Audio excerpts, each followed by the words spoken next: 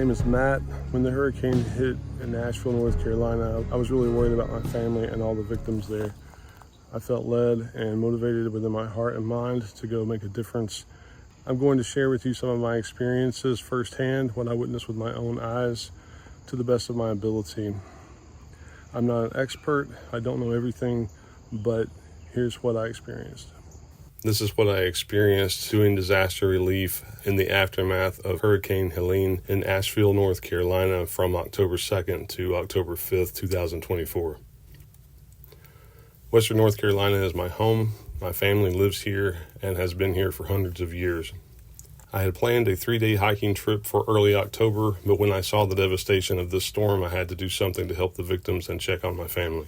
Samaritan's Purse was the first organization I knew of that was doing disaster relief, so I teamed up with them. There is so much information on social media, it's hard to know what's legit, so I came prepared for the worst.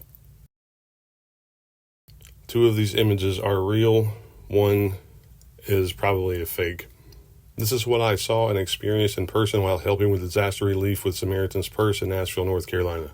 Everything you see from this point forward are pictures I took myself with my own cell phone. Nothing you will see from this point forward is a screenshot from anything you may find on social media or any news outlet.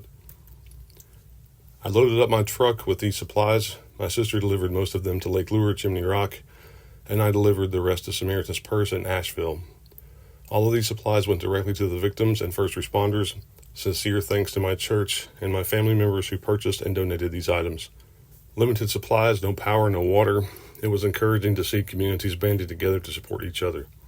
Most businesses, including restaurants, are closed. There is no water or power. Many of them are badly damaged. Long lines outside grocery stores and gas stations, if they were able to be opened. One major grocery store was only able to accept cash.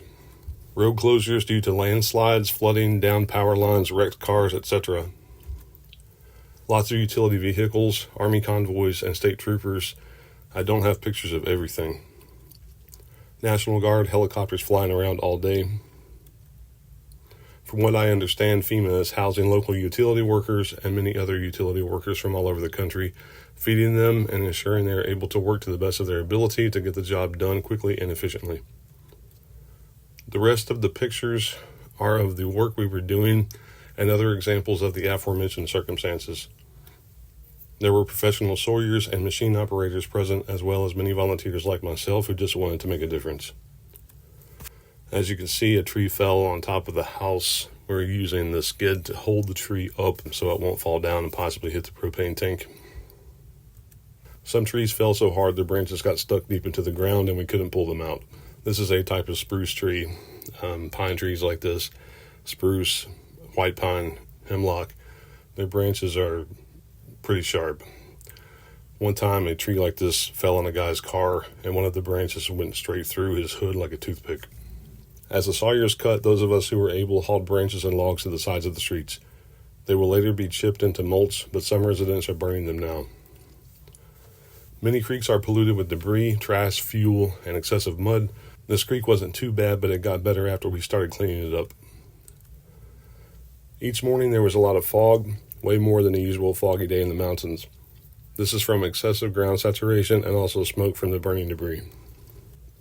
Houses typically looked like this when we first arrived. You can see a tarp draped over the roof. A tree had fallen in the backyard. It damaged part of the roof, the deck, and there's a lot of debris there in the yard, as you can see. This tree fell and ripped up part of the concrete on its way down. I accidentally learned a life hack. Pine rosin takes off body hair better than hot wax, but I'm not going to shave with it. My love of hiking and backpacking helped me out. At least once a month, I throw about 20 pounds of gear on my back and walk around the mountains. That's kind of what I was doing here. Here's a debris pile. This log was so heavy it made me nauseous. It was well over 100 pounds. I don't know quite how heavy it was. But yeah, I carried that by myself across the street. I carried that log too. That one wasn't so bad. Each night when I went back to my grandparents' house, I would show them pictures of what I had done that day and brag a little bit. Haha. It was tough work, but I was happy to help and proud of what we had accomplished. All of these lines were dead, so they were relatively safe. I asked just to be clear, and that's what one of our team leaders said. Here's a site that we're working on when we had not made much progress at this point, but you can see some of the trees off to your left had been sawed down. I'm standing on a retaining wall beside a street, so I assume those branches were cut to clear the road. So you can see we're making progress here.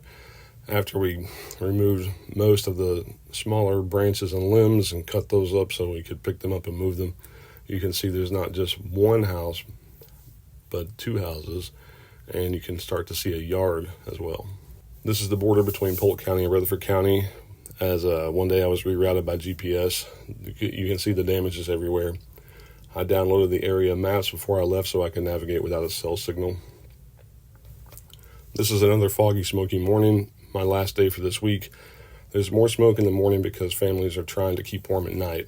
Uprooted trees like this one don't seem dangerous, but they can be fatal under certain conditions. Here's the skid hard at work. This is actually a driveway, but it's been covered in so much mud you can't really see the gravel anymore. There was one instance in which a family's gravel driveway had washed out into the street, so another guy and I grabbed shovels and went to work, and we gave the family back their driveway. Here's another house we're working on. The owner said he wanted some of the debris for firewood. I took 2 long logs, made a rick, and started stacking. Other volunteers joined in, and 10 minutes later he had about a half cord. A cord of wood is 4 feet high, 4 feet deep, and 8 feet long. A Hispanic youth group was going door to door delivering supplies to whoever needed them. It was an intense week, very intense. I heard that natural disasters like this happen about once every 1,000 years. I don't know how true that is, but it sure felt that way. On Thursday, there were about 20 of us at the work site in the morning. At 1 o'clock, about 20 more showed up. On Friday, there were about 40 of us at the work site in the morning, and at 1 o'clock, about 40 more showed up, while about 10 people left. On Saturday morning, 1,000 people showed up at the Cove to volunteer. With only 10 teams, that meant that there were 100 volunteers in the morning, and around lunchtime, there were at least 30 more people who arrived. At the beginning of the week, I felt a real sense of urgency to volunteer. I know that the world is full of bystanders. I know that volunteers are scarce in the immediate aftermath of a disaster. I, for one, was ready, willing, and motivated to help in any capacity where I was most needed. I'm grateful to Samaritan's Purse for setting up deployment operations early on and for extending me the opportunity to serve. With so many people on Saturday morning, they were rerouting traffic from the Cove to a hotel down the street. From there, they were putting people on a shuttle bus to go to orientation. Since I had already had orientation and was assigned to a team, I was given permission to head out to the worksite. However, before I did that, I was standing in line and watching new people around me. Some of them were still processing what was going on. Some of them saw me in uniform and asked me questions, assuming I was a leader. I was glad to see so many new people who were energetic and eager to help. What I didn't like, however, was the smiling smirk on one guy's face as I was answering his question, "What kind of things are you guys seeing out there?"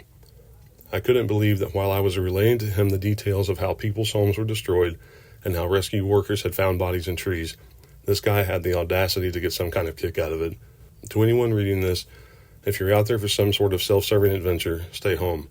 The world needs hard workers who genuinely care, and that starts with empathy for these victims. This isn't a spectacle. The best experience for me was seeing my family in person. When my grandmother hugged me, she started crying. She was so glad to see me and also proud of me for volunteering to help the less fortunate victims of the storm. My grandfather was also very proud of me. That meant a lot. At the end of my first workday, I drove to where my aunt and uncle worked. When I hugged my aunt, she started crying. I did my best to hold it together, but when I saw my uncle, I started crying too. Guys, you don't fully understand until you see it face to face. The storm hit so hard, incredibly hard. I have another uncle and aunt who live across town. I got to see my uncle and hang out with him for a while. That also meant a lot. He and I have a lot in common. That's when we also called my dad, so all of us got to chat for a bit. For them, I represented the fact that there is still a normal world out there, and that other people like myself are definitely coming to help. At the close of my third work day, I was passing through the Green River Gorge, and I remembered that there is a residential area nearby on top of White Oak Mountain that has a nice view at the top. White Oak Mountain is the first peak of the Blue Ridge Mountains. I can't hike right now, but the whole reason I love to hike is to enjoy the natural scenery of the mountains. So I drove to the top to see this view and take a few pictures. I wasn't there long, but it was enough for me to collect myself and process a little of what I had just experienced. Hiking right now would be incredibly selfish of me. Surprise, surprise, there is a roadside waterfall on the way up. I had heard the name of this waterfall but had no idea it was here. For me, this waterfall represented the fact that there is still a normal world out there, and that other people like myself are definitely coming to help. I knew others would come eventually, but if you're drowning and the rescue boat is 5 minutes away, you're going to drown. Asheville needed volunteer help sooner rather than later. Now, enjoy this waterfall and be at peace. These matters are still developing. I'm sure there's a lot more that will come in the future. There's still a lot of work to be done. And I think what's really important are the smaller communities, the lesser known communities. They're going to need more help in the long run. So don't forget about them. Get involved, do what you can. There's no job too small. I hope the situation gets better. Keep everybody there in your thoughts and prayers. Thanks.